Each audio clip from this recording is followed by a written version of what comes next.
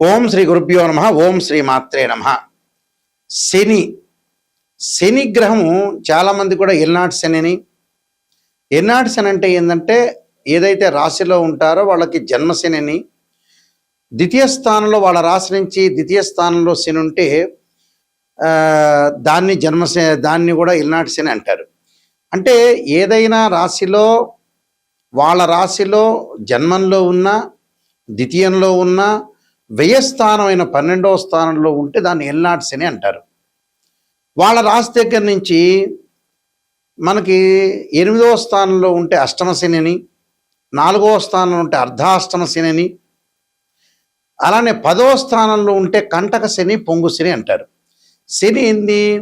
పనులలో కొంత ఆలస్యం జరగటం, ఆయు ప్రమాణం తగ్గటం, ఆరోగ్యపరంగా ఇబ్బందులు, చికాకులు, కోపాలు, ఏ పనులు జరగకుండా ఉండటం, దగ్గరికి వచ్చినట్టు వచ్చి పనులు, అవమానాలు, అనుమానాలు, గొడవలు, తగాదాలు, ధన నష్టము, ఆరోగ్యపరంగా ఇబ్బందులు, అంటే ఇలాంటివన్నీ కూడా చాలా డబ్బు పరంగా మోసపోవటం, ఇలాంటివన్నీ కూడా శని ద్వారా జరుగుతుంటుంది.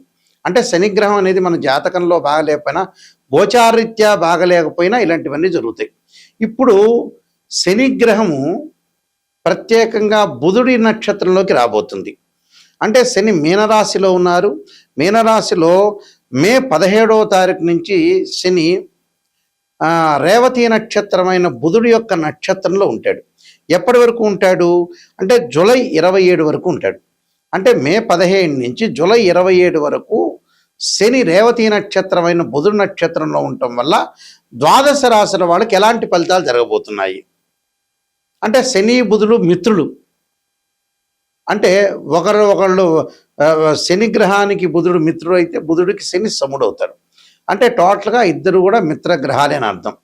ఈ మిత్రగ్రహాల్లో శని మీనరాశి అయిన గురువు యొక్క రాశిలో ఉండటం, బుధుడు యొక్క నక్షత్రంలో ఉండటం వల్ల ఎలాంటి ఫలితాలు జరగబోతున్నాయి ఒకసారి తెలుసుకుందాం. ఇవన్నీ కూడా గోచారరీత్యా చెప్పబడే ఫలితాలు. వృషభ రాశి వారికి 11వ స్థానంలో శని, ధనధాన్య వృద్ధి. ఇక్కడ శని కూడా బుధుడు యొక్క నక్షత్రంలో ఉండటం, వ్యాపార పరంగా ఉండే లావాదేవీలు, అలానే విద్యార్థులకు అనుకూలంగా ఉండటం, పోటీ పరీక్షల్లో ఉత్తీర్ణత సాధించడం, బ్రెయిన్ వాల్యూస్ బాగా పెరిగే అవకాశాలు ఎక్కువ ఉంటాయి. అంటే కుటుంబంలో ఆరోగ్యము, ఆనందం కలగటం, వృత్తి ఉద్యోగాల యందు ధనలాభము, ప్రమోషన్ జరిగే అవకాశాలు ఎక్కువ ఉంటుంది. అంటే ఫైనాన్షియల్ పరంగా డెవలప్మెంట్స్, శుభ కార్యక్రమాలు నిర్వహించే అవకాశం, ఇంటిలో శుభ కార్యక్రమాల్లో పాల్గొనే అవకాశాలు కూడా బాగా ఎక్కువ ఉండటం, భార్యా బిడ్డలతో సుఖంగా ఉండటం, కాలం గడపటం, ప్రభుత్వ పెద్దల ద్వారా కొంత రుణ సహాయము, కొంత సపోర్ట్ వచ్చే అవకాశము, భూములు, గృహములు, వాహనాలు కొనుగోలు చేయటం, అలానే పుణ్య కార్యక్రమాలకు ఆసక్తిగా ఉండటం, పుణ్య కార్యక్రమాలు చేస్తూ ఉన్నతమైన అభిప్రాయాలు కలిగి హుందాగా తిరిగే అవకాశాలు బాగా ఎక్కువ ఉంటాయి. అంటే ఫైనాన్షియల్ పరంగా డెవలప్మెంటు, విద్యార్థులకు అనుకూలంగా ఉంటుంది, కుటుంబ పరంగా ఇబ్బందులు ఉండవు, ఆరోగ్యం అనేది గతం కంటే కూడా మెరుగైన ఫలితం వచ్చే అవకాశం ఉంటుంది. కాబట్టి నూతన వ్యాపారాన్ని ప్రారంభం చేయొచ్చు, వ్యాపార విస్తరణలో కూడా ముందుకెళ్ళచ్చు. వీళ్ళకి ఎలాంటి ప్రాబ్లము లేదు. నేను కొన్ని పరిహారాలు చెప్పబోతున్నా, ఆ పరిహారాలు కూడా మీరు పాటించండి, మీకు మంచి జరిగే అవకాశాలు ఖచ్చితంగా ఉంటాయి. శని యొక్క దోషం ఉన్న వాళ్ళు ఖచ్చితంగా ఎల్నాటి శని కానీ జన్మశనిలో ఉంటే ఏం చేయాలి? గోచారరీత్యా ఎవరికైనా సరే ప్రజెంట్ మీనరాశి వాళ్ళకి జన్మంలో శని ఉన్నాడు. ఒకవేళ వారి యొక్క జాతకంలో శని బాగలేకపోయినా, ఆ లగ్నం నుంచి శని మహర్దశ జరుగుతున్నా, శని అంతర్దశలు జరుగుతున్నా, విదిశ జరుగుతున్నా, ప్రాణదశ, సూక్ష్మదశ జరుగుతున్నా, శని బాగలేకపోయినా వారి జాతకంలో కేవలం నాట్ ఓన్లీ ట్రాన్సిట్ సిస్టమ్ అంటే బర్త్ చార్ట్లో కూడా బాగలేకపోతే, అంటే బర్త్ చార్ట్లో బాగలేకపోయినా, గోచారరీత్యా బాగలేకపోయినా శని యొక్క దోషానికి పరిహారం చేసుకోవాలి. ఆ పరిహారాలు ఎలాంటి పరిహారాలు అంటే జన్మశనిలో గోచారరీత్యా ఉండి బర్త్ చార్ట్లో బాగలేకపోతే శని యొక్క స్తోత్ర పారాయణం చేయాలి. దక్షిణాకాళి యొక్క స్తోత్ర పారాయణాన్ని శనివారం చేయటం, నీలాంజన సమాభాసం రవిపుత్రేమాగ్రజం ఛాయామార్తాండ సంభూతం తం నమామి శనైశ్చరం అనే మంత్రం చక్కగా చదువుకోవాలి. నువ్వుల దానము, నల్లని వస్త్రాన్ని దానం చేయాలి. నల్లని మేకు, నల్లని వస్తువులు ఏదైతే సరే నల్లని చెప్పులు, గొడుగు దానం చేయటం మంచిది. అలానే ఇక్కడ జాతకపరంగా ఇప్పుడు మేషరాశి వాళ్ళు ఉన్నారు. మేషరాశి వాళ్ళకి ఏ విధంగా ఉండబోతుంది అంటే, మేషరాశిలో జన్మించిన వాళ్ళు కానీ, ద్వాదశ రాశుల్లో జన్మించిన వాళ్ళు కానీ, మేషరాశి వాళ్ళకి ఎలా ఉంటుంది? 12వ స్థానంలో శని ఉన్నాడు ఇప్పుడు ప్రజెంట్.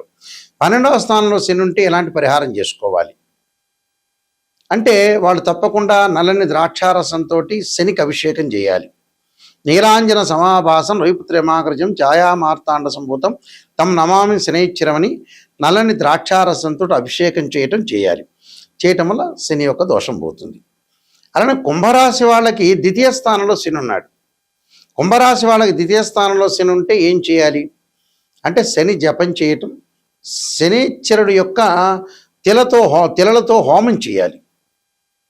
హోమం చేయటం వల్ల కుటుంబ పరంగా ఉండే కలహాలు ఇలాంటివన్నీ తొలగిపోతాయి. ఆరోగ్యపరంగా ఇబ్బందులు తొలగిపోతాయి. అంటే కుంభము, మీనము, మేషరాశి వాళ్ళు ఇలాంటివి చేయాలని అర్థం. అలానే మిగతా రాశుల పరిస్థితి ఏంటి? మిగతా రాశుల వాళ్ళు ఎలాంటి ఫలితాన్ని చేయాలి అని అంటే, ఇక్కడ అష్టమ స్థానాన్ని తీసుకుందాం. సింహరాశి వారికి ఏ విధంగా ఉండబోతుంది? సింహరాశి వాళ్ళకి అష్టమ స్థానం శని. వాళ్ళు తప్పకుండా శని జపం చేయటం, శని హోమం చేయటం, దాంతోపాటు నువ్వులతో చేసిన నువ్వులు బెల్లం కలిసిన చేసిన ఉండల్ని తయారు చేసుకుని ప్రధాన అర్చకులకు ఇచ్చి అందరికీ కూడా భక్తులకు వితరణ చేయమని చెప్పాలి. దానివల్ల తొలగిపోతుంది. అలానే 4వ స్థానంలో శని ఎవరికి ఉన్నారు? ధనస్సు రాశి వాళ్ళకు ఉన్నారు. ధనస్సు రాశి వాళ్ళకి చతుర్థ స్థానంలో శని ఉండటం వల్ల వాళ్ళు ఖచ్చితంగా చేయాల్సింది ఏమిటి అని అంటే, నువ్వులు దానం చేయటం, నల్లని వస్త్రము, నల్లని మేకు, నల్లని చెప్పులు, నల్లని గొడుగు దానం చేయాలి. శనికి అభిషేకం చేయాలి. ఎలాగా? నువ్వుల నూనెతోటి, తిలలతోటి అభిషేకం చేయాలి వాళ్ళు చేయాల్సింది. అంటే ఈ చతుర్థ స్థానంలో శని ఉన్నారు కాబట్టి ఈ విధంగా రెమెడీ చేయాలి. అలానే కంటక లేదా పొంగు స్థానం అన్నాము అంటే, వాళ్ళ రాశి దగ్గర నుంచి దశమ స్థానంలో శని ఉంటాం. ఎవరికి ఉంది దశమ స్థానంలో? మిథున రాశి వాళ్ళకు ఉంది. మిథున రాశి వాళ్ళకి దశమ స్థానంలో శని ఉండటం వల్ల వాళ్ళు చేయాల్సింది శనికి పంచామృతాలతోటి, పండ్ల రసంతో, చెరుకు రసంతో, నువ్వుల నూనెతోటి, తిలలతోటి అభిషేకం చేయాలి. వీలైతే హోమం చేసి నల్ల నువ్వులు, నల్ల వస్త్రాన్ని, నల్లని మేకుని, నల్లని గొడుగుని, నల్లని చెప్పులను దానం చేయాలి. అంటే కుంభరాశి వాళ్ళు, మీనరాశి వాళ్ళు, మేషరాశి వాళ్ళు, మిథున రాశి వాళ్ళు, సింహరాశి వాళ్ళు, ధనుస్సు రాశి వాళ్ళు దానం చేయాలి. మిగతా రాశుల వాళ్ళకి ఒకళ్ళ వ్యక్తిగతంగా వాళ్ళ బర్త్ చార్ట్లో జాతకపరంగా దోషం ఉంది అనుకుందాం. అంటే వృషభము, కర్కాటకము, కన్య, తుల, వృశ్చికం తర్వాత వీళ్ళకి మకరము, ఈ రాశుల వాళ్ళు తప్పకుండా శని గోచారరీత్యా కాకపోయినా, వాళ్ళ దోషం లేకపోయినా, బర్త్ చార్ట్లో శని మహర్దశ కలిసి రాకపోయినా, శని అంతర్దశలు, విదిశలు, సూక్ష్మదశలు, ప్రాణదశలు ఉన్న ఈ రాశి వాళ్ళు తప్పకుండా ఆరోగ్యపరంగా ఇబ్బందులు లేకుండా చూసుకోవాలి.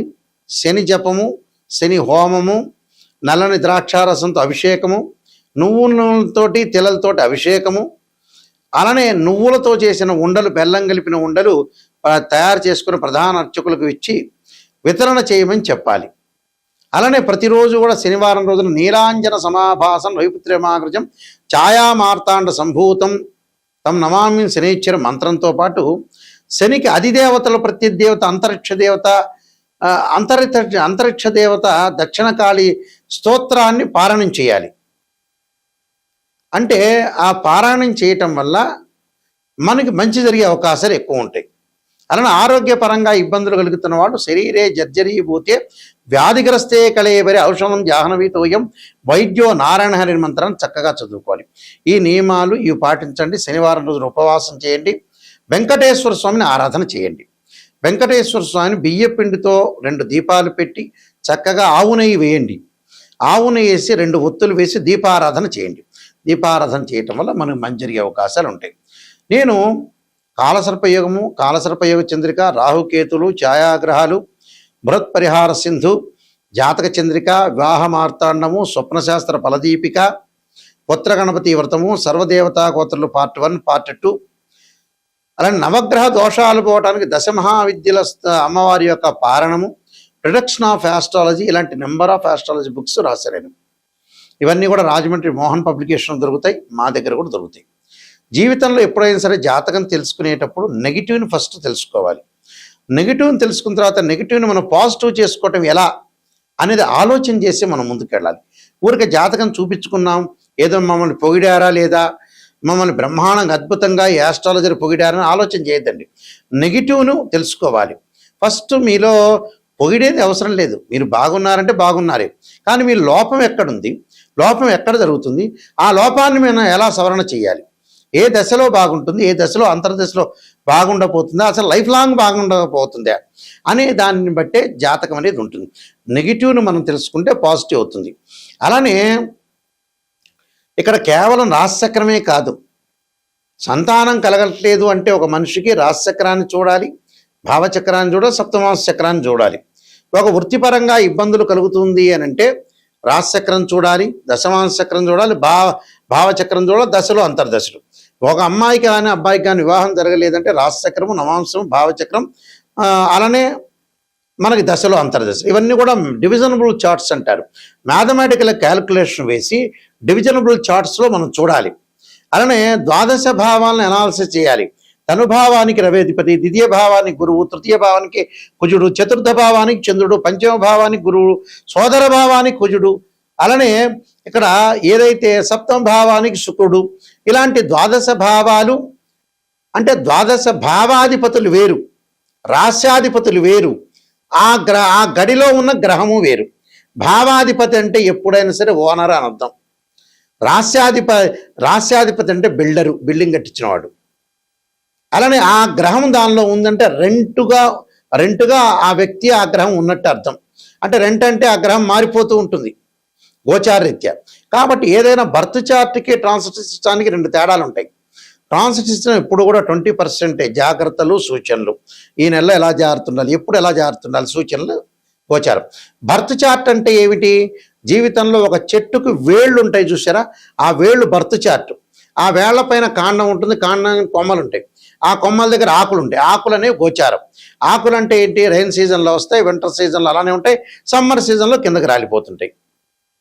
అంటే ఎప్పుడైనా మ్యాథమెటికల్ క్యాలిక్యులేషన్ వేసి డివిజనబుల్ చార్ట్ చూసి శని ఎక్కడున్నాడు, శని నీచ స్థానంలో ఉన్నాడా, ఉచ్చ స్థానంలో ఉన్నాడా, ఏ స్థానంలో ఉండబోతున్నాడు, ఏ స్థానంలో మంచిది అనేది మనం చూసుకొని జాతకరీత్యా క్లారిటీగా మనం ఒక డిక్లరేషన్కి రావాలి. జాతకంలో ఇలా ఉండబోతుంది తెలుసుకొని ముందుకెళ్తేనే మీకు మంచి జరుగుతుంది.